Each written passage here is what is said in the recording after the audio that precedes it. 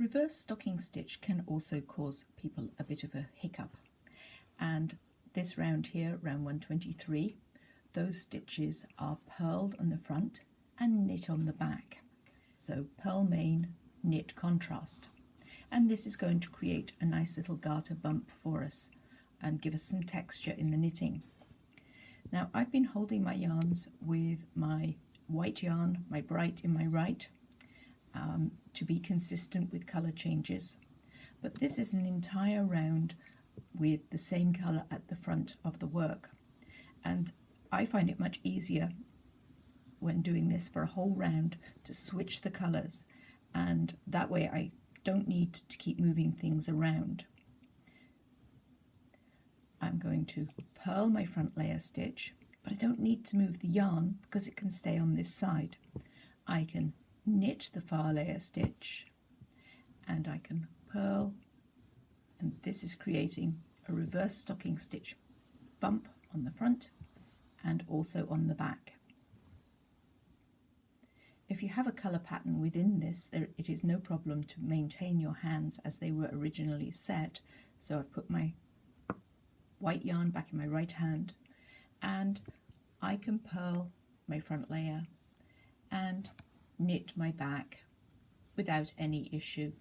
But if I have a completely plain round, I do tend to switch because the yarns aren't crossing over anyway, so it doesn't make any difference.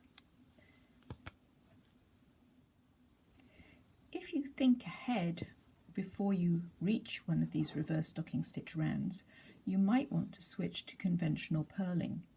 So these first three pairs are unconventionally purled, and I'm going to go back to holding my coloured yarn at the front in my right hand. So I've switched my yarns, and this is doing exactly what we were doing before. Unconventional rotation, purl, and knit the far layer.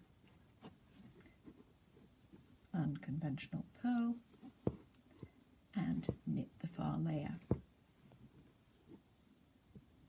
You can try sort of combining this, but it doesn't combine elegantly.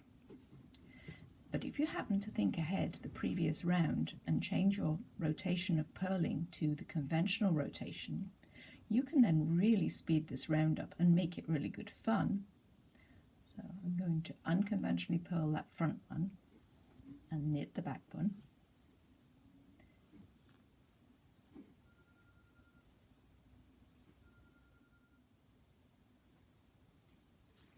So these remaining stitches have conventionally purled stitches between them, so the stitch mount is normal. I can purl my front layer and knit my back layer, but I can also combine them into one needle movement. So as I knit my back layer, I can slide it into the purl and complete both parts at once. This is what I call a needle efficiency, and this way you can really zip round reverse stocking stitch.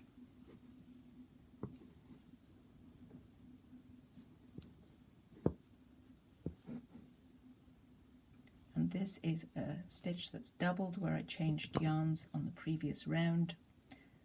I frequently use one doubled stitch and then for colour changes, and then I'll neaten them later and darn these tails inside with a duplicate stitch in either direction and then hide the tails inside the fabric.